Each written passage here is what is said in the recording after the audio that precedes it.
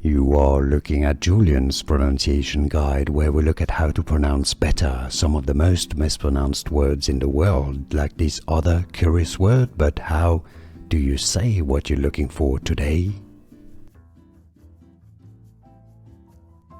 We are looking at how to pronounce this word, as well as how to say more interesting but related names that many confuse or get confused by, so make sure to stay tuned to the channel. Now, in the original language, this is said as Nahuatl, Nahuatl, but in English this is generally referred to as Nahuatl, Nahuatl, or to say it a little bit better, Nahuatl, Nahuatl, and now you know.